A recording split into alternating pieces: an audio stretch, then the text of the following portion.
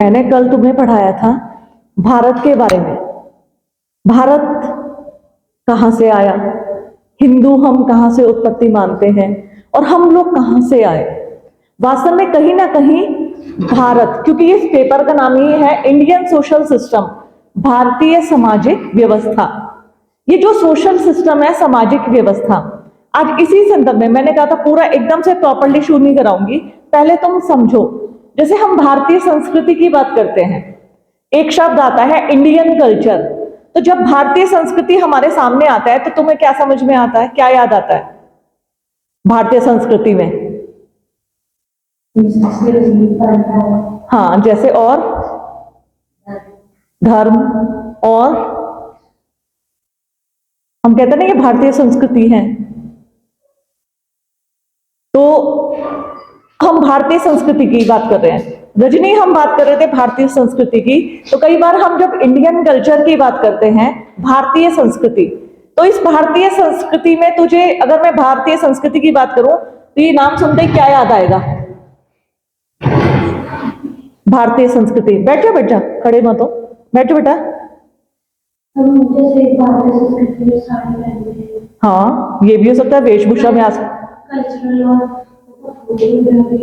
खाना, खाने में भी हम देख सकते हैं। हाँ, और जैसे भारत के पहले जो लोग हैं वो लोग पहनते थे। हाँ, और देखो कहीं, बैठ जाओ बेटा, कई चीजों में बिल्कुल सही बता रहे हो तुम सभी लोग।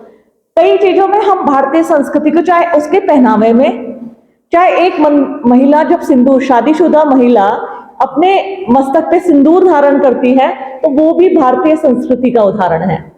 हम ये कहते हैं, तूने अभी कहा जैसे साड़ी, ठीक है, साड़ी जो पहनावा है वो भारतीय संस्कृति की एक वेशभूषा है, एक पहचान है। तो हम भारतीय संस्कृति की बात करते हैं। और तुम्हें एक बात बताऊं, आज भारतीय संस्कृति विश्व में एक ऐसी संस्कृति है जो प्राचीन काल से लेकर अब तक बिल्कुल अडिग खड़ी है।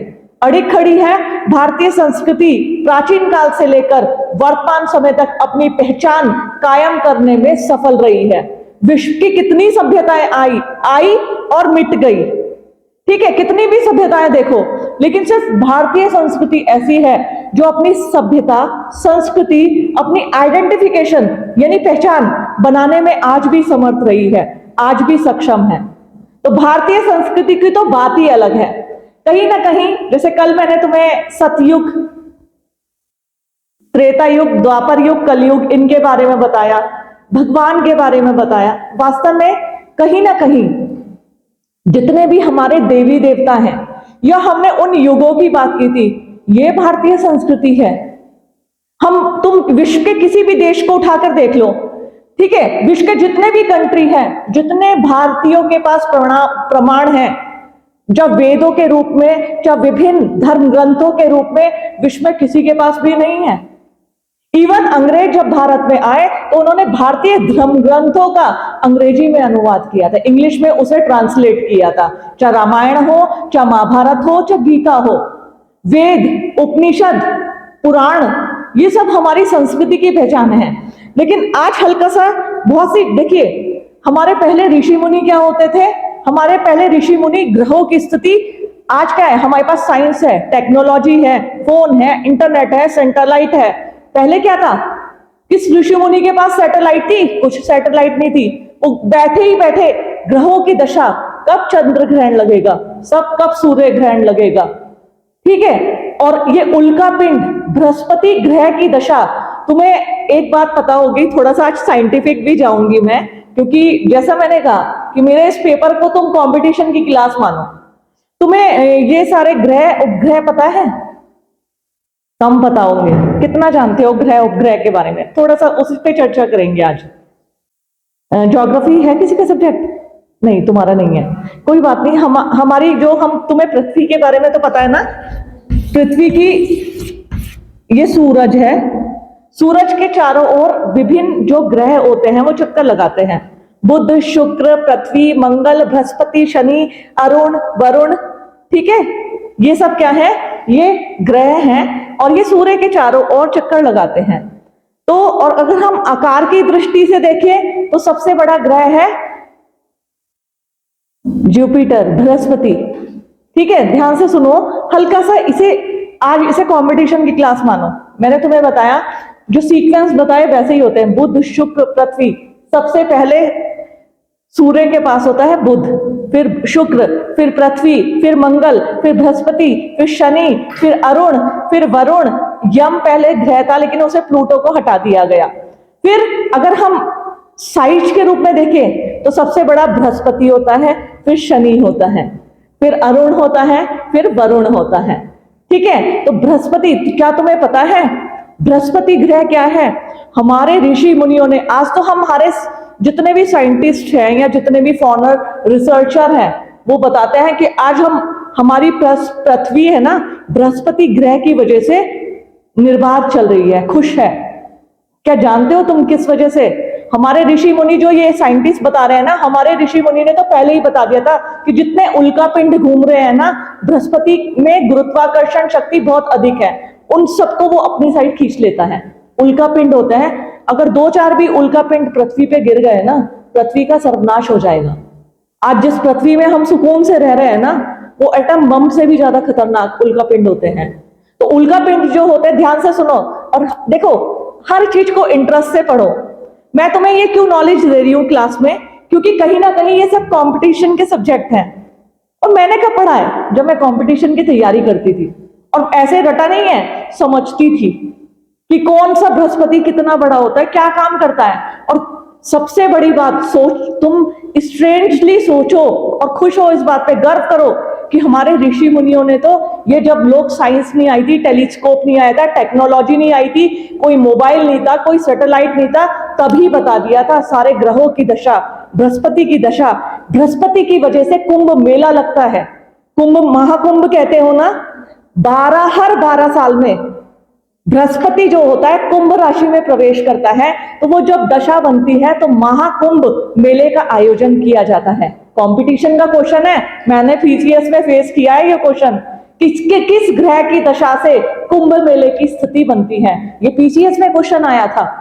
तो बृहस्पति ग्रह की दशा से, कि बृहस्पति हर 12वें साल कुंभ राशि में प्रवेश करता है, तब महाकुंभ का आयोजन किया जाता है। तो ये बात तो हमारे ऋषि मुनियों ने आज से हजारों वर्ष पहले बता दी थी।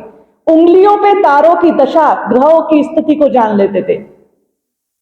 तो अगर मैं आज देखूं, आज उतनी तरक्की नहीं हो पाई है जितनी आज से हजारों वर्ष पूर्व हमारे ऋषि मुनियों ने कर दी थी। तो ये है हमारे भारत की संस्कृति, जिसमें कोई टेलीस्कोप नहीं था, कोई सैटेलाइट नहीं था, मात्र हमारे ऋषि मुनि। तो तभी तो भारतीय संस्कृति को विश्व की सबसे यूनिक, सबसे कहते हैं ना आती है।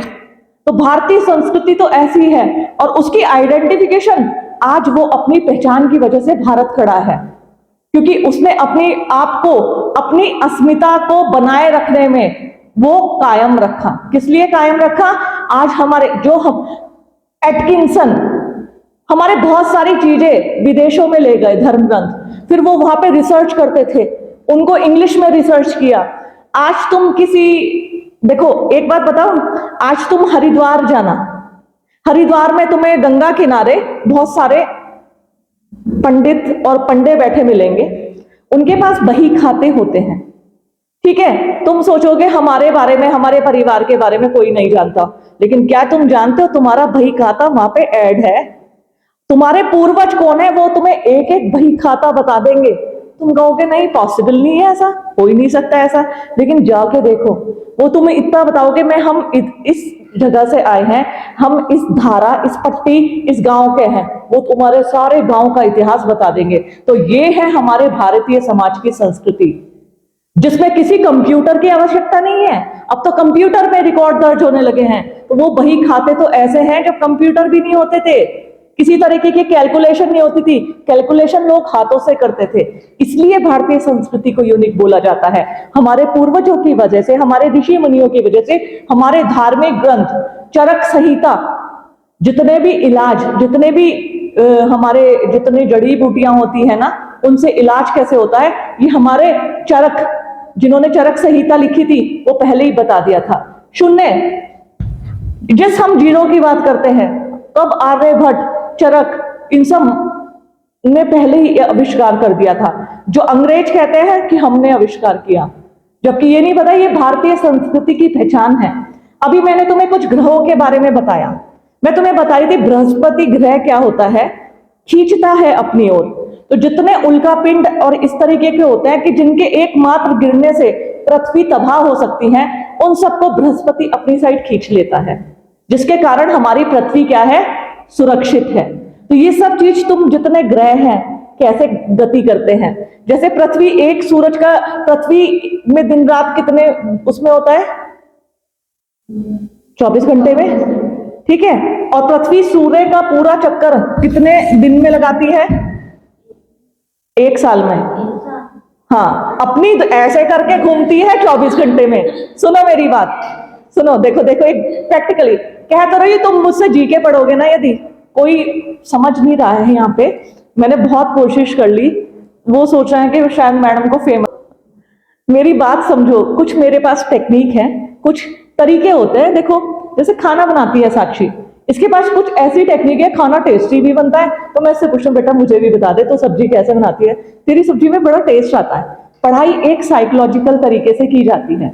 जैसे देखो, पृथ्वी यदि, इसे कहते हैं अपनी धुरी पे घूमना 24 घंटे में, और यदि सूर्य के चारों ओर घूमेगी तो वो 365 दिन में, ठीक है। ये है सूरज और ये है पृथ्वी, वो पर डे ऐसे भी घूमती है और ऐसे भी घूमती है, ऐसे घूमती घूमती तो पूरे सूरज का चक्कर तो लगाती है 365 दिन में, और अपना पूरा चक्कर लगाती है 1 दिन में, 24 घंटे में। ऐसे ही बृहस्पति जो है ऐसे अपना चक्कर लगाता है 9.5 यानी 10 घंटे में, और उसका यदि वो उसकी बात करें तो 12 साल में वो, क्योंकि दूरी पे है ना, तो कभी तुम मुझसे पढ़ो, मैं कोई ज्योग्राफी की टीचर नहीं हूं।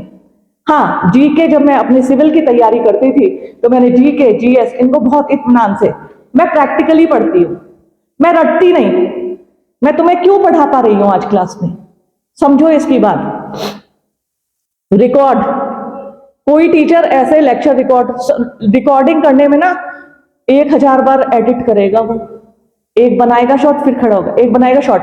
मैं अपनी नॉन स्टॉप रिकॉर्डिंग करती हूँ, रीजन क्योंकि मैं रटती नहीं हूं, मैं चीजों को समझती हूं, और जब हम समझते हैं तो मैं बहुत अच्छे से लिख पाऊंगी, मैं बहुत अच्छे से बता पा रही हूं, क्योंकि मैंने रटा नहीं है, मैंने समझा है चीजों को।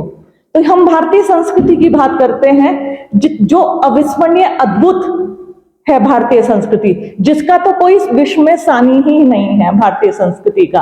तो अक्सर एग्जाम में एक क्वेश्चन आता है तुम्हारे, जब ये आता है इंडियन सोशल सिस्टम, भारतीय संस्कृति की विशेषताएं बताइए। तो भारतीय संस्कृति, देखो ये तो हम जो स्टार्टिंग करनी है कि भारतीय संस्कृति तो विश्व में सबसे यूनिक है, क्योंकि जो भारतीय संस्कृति में है वो कहीं देखने को नहीं मिलता, क्योंकि भारतीय संस्कृति आज भी अपनी पहचान बनाए रखने में कायम है, और उसका सकारात्मक परिणाम हमारे सामने क्या आ रहे हैं। आज मथुरा काशी जाके देखो कितने फॉरेनर्स आते हैं, ऋषिकेश में जाके देखो फॉरेनर बड़े बसे पड़े हैं, किसके कारण, वो अट्रैक्ट हो रहे हैं, हरे रामा हरे कृष्णा हरे कृष्णा, वो लोग इस चीज को बना लिए हैं, विदेशों तक में हरे राम हरे कृष्ण का जप कर रहे हैं। तो ये है भारतीय संस्कृति कि जिसने अपने देश के साथ साथ विदेशों में अपनी पहचान बना ली है हमारी भारतीय संस्कृति ने। तो ये है भारतीय संस्कृति। तो जो मैंने बताया ये तो था बिल्कुल दिमाग, ये किताबी ज्ञान दूंगी मैं तुम्हें, किताब से पॉइंट में लेके आई हूं कि एग्जाम में जब क्वेश्चन आएगा कि भारतीय संस्कृति की विशेषताएं बताइए, एक तो मैंने बताई है अभी विशेषताएं, ये सारी विशेषताएं हैं भारतीय संस्कृति की। एक है प्राचीनता, सबसे पहली एंशियंट जिसे हम कहते हैं, भारतीय संस्कृति विश्व के सबसे प्राचीन संस्कृति मानी जाती है। विश्व का सबसे प्राचीन धर्म कौन सा है, विश्व का सबसे प्राचीन धर्म कौन सा है, ये कंपटीशन के एग्जाम में क्वेश्चन आता है। सनातन धर्म, सबसे प्राचीन धर्म माना जाता है सनातन धर्म को। और सनातन किसे कहते हैं, सत्य से, जिसकी उत्पत्ति सत्य से हुई है उसे सनातन बोला जाता है। तो जो भारत की संस्कृति है विश्व की सबसे प्राचीन संस्कृति मानी जाती है, जो जिसके उदाहरण है हमारे धर्म ग्रंथ, हमारे पुराण, हमारे उपनिषद, जो इसकी वेद, हमारे वेद, ये है हमारे जो सबसे प्राचीन है। तो भारतीय संस्कृति क्या है? विश्व की सबसे प्राचीन संस्कृति मानी जाती है। फिर है निरंतरता, कंटिन्यूटी। सारी विश्व की कितनी सभ्यताओं ने जन्म लिया और सारी सभ्यताएं खत्म हो गई। सिर्फ एक भारत ऐसा है। आजकल मैंने तुम्हें बताए थे 4 युग होते हैं। कौन कौन से? सतयुग, कलयुग, ठीक है। और मैंने तुम्हें बताया था इनका, यदि मैं समय और काल की बात करूं, करोड़ों वर्ष पूर्व के हैं ये। और क्या हम कल्पना कर सकते हैं विश्व में कोई भी देश करोड़ों वर्ष पूर्व अपने इस तरीके से अब उसको बता नहीं सकता, लेकिन हम बता सकते हैं कि हमारा जो भारत है, भारतीय संस्कृति है, वो कितनी समृद्ध है। अब वो आज तक, तब से लेकर करोड़ों वर्ष से लेकर आज तक अपनी पहचान बनाए रखने में कायम है।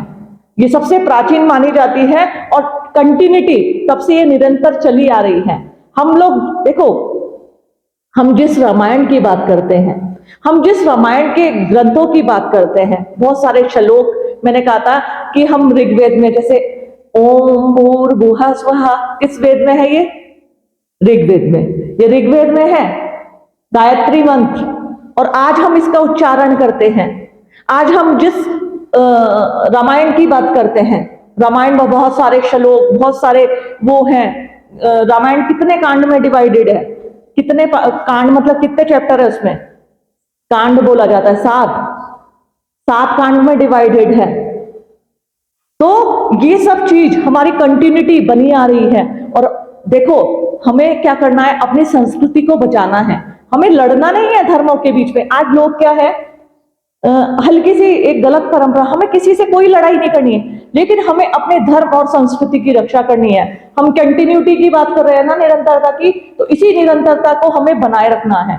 और मैं आज थोड़ा हिंदू से दुखी हूं मनी मन में। मैं पॉलिटिशियन ना, तो मैं पॉलिटिक्स से बिलोंग करती हूँ, ना मुझे पसंद है, लेकिन मैं कुछ चीजों को मानती हूँ। जैसे ना मैं किसी धर्म के विरोधी हूँ। हिंदू, मुस्लिम, सिख, ईसाई सब इक्वल है, लेकिन हर धर्म को अपनी संस्कृति को बचाए रखने का प्रयास करना चाहिए। हिंदू धर्म से मैं थोड़ा रुष्ट हूं, क्योंकि हम लोग कास्ट में डिवाइड हो गए, हम जातियों में बंट गए। क्यों ना किन्हीं लोगों ने हमें जानबूझ के बांट दिया। लेकिन क्या आज अगर हम रामायण, जैसे मैं देखती हूं, तुम्हें हर सिख घर में, जितने भी सिख फैमिली होती है ना, गुरु ग्रंथ साहिब मिलेगी हर सिख घर में।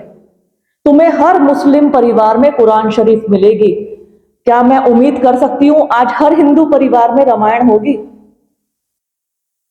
मैं उम्मीद ही नहीं कर सकती हूं। और मन अंदर से बहुत सोच के दुखी होता है।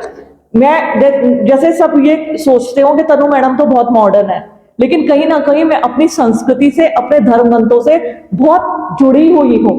और वो कैसे, तुमसे जरूर शेयर करूंगी। रामायण आज से ही नहीं पढ़ती हूं, मैं बहुत पहले से पढ़ती हूं रामायण। और घर फैमिली से हमें संस्कार मिले हैं। मेरा बेटा, मैं उसे हर चीज के बारे में, जैसे मेरे साथ ललिता भी रहती है, एक मेरी बेटी, और मेरा बेटा है रुद्राक्ष। मैं जब भी रामायण पढ़ती हूँ, मैं उन्हें सारे कांड, कितने कांड हैं, किसमें क्या क्या हुआ, राम कहां से आए। कई बार हम एक रुद्राष्टकम बोलते हैं ना, नमामि शमीशानि निर्वाण रूपम, ये कहां से आया? ये रामायण में था। ठीक है, सुंदरकांड की क्या वास्तविकता है, मैं सब चीज बता के रखती हूँ, क्योंकि अपने बच्चों को हम कंटिन्यूटी, निरंतरता की बात करते हैं। निरंतरता तो क्लासरूम से नहीं आएगी, मैं क्या तुम्हें पढ़ा रही हूँ और तुम पढ़ लोगे और चले जाओगे, नहीं। निरंतरता आएगी हमारे परिवार से। जब हमारी फैमिली हमारा सोशलाइजेशन करेगी, तब हमारी कंटिन्यूटी, धर्म बढ़ता रहेगा। हिंदू धर्म से मैं इसलिए नाराज हूं कि लोग आपस में लड़ रहे हैं। लड़ना नहीं है, अपनी संस्कृति को बचाना है। अपने धर्म ग्रंथों की महत्ता को समझो, अपने रामचरितमानस की महत्ता को समझो, लड़ो नहीं। वास्तव में राम कौन थे? मर्यादा पुरुषोत्तम, हम राम की बात करते हैं। अपने बच्चों को हम कहते हैं कि बच्चों में संस्कार नहीं है। संस्कार तो तब होंगे जब माता पिता उन्हें बताएंगे। और देखो, मैं कभी भी अपने बेटे को नहीं ऐसे कहती, ऐसे खा बैठ के, ऐसे कर, नहीं। मैं सिर्फ उन्हें अच्छी बातें बताती हूँ। मानना ना मानना तुम्हारे हाथ में। जैसे मैं क्लासरूम में, मैं हमेशा तुम्हें बताती हूँ और हर रोज बताती हूँ। कभी कभी मुझे ऐसा लगता है कि तुम मुझसे परेशान ना हो जाओ, मैडम रोज हमें लेक्चर देने लग जाती है। लेकिन कहीं ना कहीं जब 100 बार बताई जाती है ना, एक बात दिमाग में आ जाती है। और मानना ना मानना ये तुम्हारे हाथ में होता है। तो ध्यान रखना, इन सब चीजों को बहुत मानो, अपने धर्म को। और मैं ये नहीं कह रही, जो मुस्लिम लोग हैं या मुस्लिम मेरे स्टूडेंट्स हैं, अपने धर्म को बहुत मानो, नियमों पर चलो। और वो चलते हैं बहुत ज्यादा, हम लोग नहीं चलते। हमें बचाने की जरूरत है, हमें संस्कृति के संरक्षण की जरूरत है। किसी के कहने से मत पढ़ो। मैं ये सोचती थी, जितने हमारे ऋषि मुनि पहले इंटेलिजेंट होते थे, पहले ऋषि मुनि इतने इंटेलिजेंट हुआ करते। खड़ाऊं, अब जरा पहन के तो दिखा दें लकड़ी की खड़ाऊं, मात्र किसी स्पेशल लकड़ी की खड़ाऊं पहनते थे बस वो लोग। अपने सर्दी हो या गर्मी हो, एक वस्त्र धारण करते थे, वो थे असली ऋषि मुनि। और ज्ञान उनका, कोई उनके पास बैठ जाए तो समझो उन्हें भगवान मिल गए वास्तव में। तो जहां तुम्हें ज्ञान मिले ना, और वो भी एक सकारात्मक ज्ञान, उसे ले लो और उस व्यक्ति को बहुत मानो। चाहे तुम्हारी माँ हो, चाहे तुम्हारे पिताजी हो, चाहे दादी हो, चाहे घर का कोई भी बुजुर्ग हो, तो जहां से ज्ञान मिले ना, वो ही महापुरुष है। इवन कोई छोटा बच्चा भी बोल रहा है ना, वो भी महापुरुष है। तो भारतीय, ये तो मैं किताबी की बात बता रही हूं, लेकिन वास्तव में जो हम भारतीय संस्कृति है, वो विश्व की सबसे रिचेस्ट, सबसे अमीर संस्कृति है। क्यों आर्य भारत आके बस गए थे? क्योंकि भारत को सोने की चिड़िया ऐसे ही नहीं बोला जाता था। सिर्फ सोना मिलता, बहुत से लोग कहते हैं यहाँ सोना, अरे नहीं भाई, यहाँ की समृद्धता, यहाँ देखो, तुम्हारे पास सोना ही सोना हो, खाने को कुछ ना हो, पीने को पानी ना हो, तुम जी लोगे? नहीं ना। तुम्हें पानी भी चाहिए, खाना भी चाहिए, तन को ढकने के लिए कपड़े भी चाहिए, और स्वस्थ रहने के लिए जड़ी बूटियां भी चाहिए, फिर सोना अच्छा लगेगा। तो भारत के पास ये सभी कुछ था, तभी भारत को सोने की चिड़िया कहा जाता था। तो भारतीय संस्कृति प्राचीन है, ये निरंतरता यानी तब से लेकर अब तक चली आ रही है। फिर है दार्शनिक तत्व। दार्शनिक फिलोसफिकल कहते हैं, जब हम दूरदृष्टि से सोचते हैं कि हम आज अच्छा कर्म करेंगे तो उसका फल जरूर मेरे बच्चों को मिल जाएगा। देखो, दर्शन फिलॉसफी को बोलते हैं। बहुत से लोग फिलॉसफी को दार्शनिक तत्व मीमांसा जाने कहां कहां ले जाते हैं। तुम बच्चों को क्या समझ में आएगा तत्व मीमांसा, ज्ञान मीमांसा? मेरी नजर से अगर तुम्हें फिलॉसफी जाननी है तो फिलॉसफी कहते हैं दूरदर्शिता। दूरदर्शिता, आज मैं ऐसा करती हूँ, इसकी बहन की शादी है, चल मेरे पास ये है, इसको दे देती हूँ, भगवान मेरा भला करेगा, ठीक है, ऊपर वाला मुझे बरकत देगा जो मैं बात करती हूँ। और भविष्य में तुमने देखा, अरे पता नहीं कैसे इतनी बरकत हो गई। तो ये होती है दार्शनिक तत्व। तो भारतीय संस्कृति में दार्शनिक तत्व है। दार्शनिक मतलब दूरदृष्टि, दूर विचारधारा, हमारे ग्रह क्या असर डालेंगे, कैसा समय आएगा।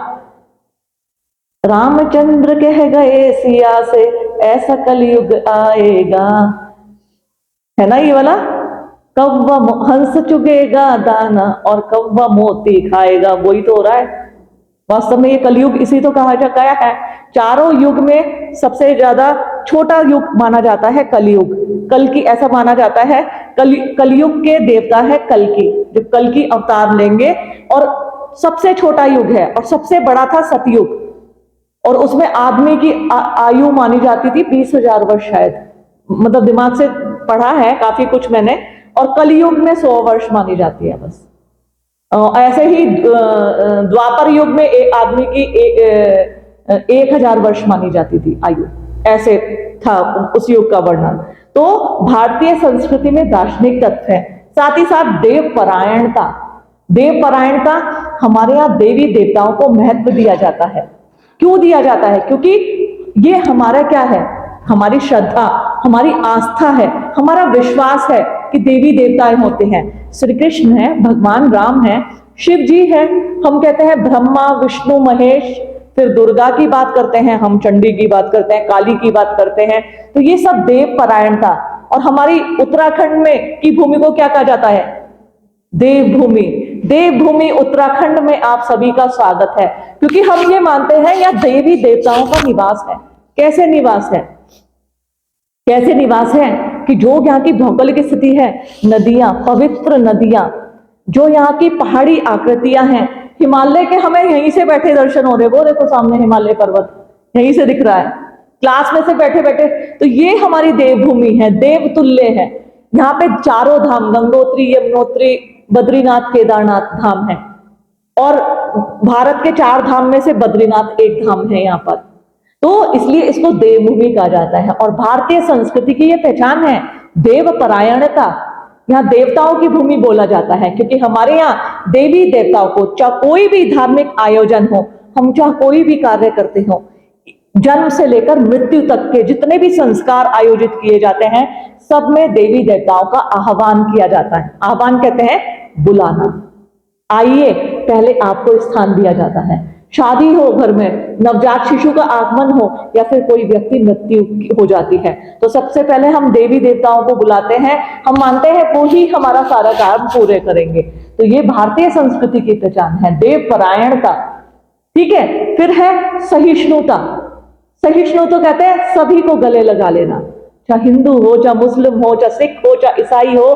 भारतीय संस्कृति में कितने लोग आए, मैंने कहा था द्रविड़ यहाँ के कौन थे, मूल निवासी, और भारत से कौन आए थे, आर्य आए थे। लेकिन भारत की देखो सहिष्णुता कहते हैं लिबरलिटी, मतलब सभी को गले लगा देना। हिंदू आए, मुगलों ने आक्रमण किया, अरबों ने किया, अंग्रेजों ने किया, तो सबको गले लगा लिया। तो उसी की तो पहचान है आज भारत में हिंदू, मुस्लिम, सिख, ईसाई, जैन, बौद्ध, पारसी, विभिन्न धर्मों के लोग रहते हैं। सभी के साथ समान व्यवहार किया जाता है, सभी को समान दृष्टि से देखा जाता है। तो यह है भारत की संस्कृति की सबसे बड़ी पहचान, सहिष्णुता। ठीक है, फिर है ग्रहणशीलता। यहां सबको सहज ही स्वीकार कर लिया जाता है, ग्रहणशीलता।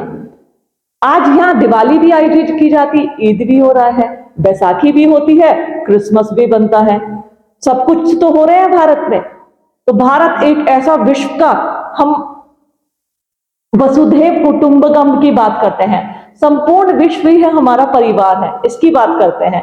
लेकिन वही वाली बात आ जाती है, फिर लड़ाई क्यों होते हैं, क्योंकि लोग सबसे बड़ी बात, मैंने तुमसे कल एक बात बताई थी, जब चारों युग के बारे में बताया था। सतयुग में देवता और दानव अलग अलग स्थानों पर रहते थे, ठीक है। त्रेता युग में देवता और दानव जो थे एक ही स्थान पर रहने लगे।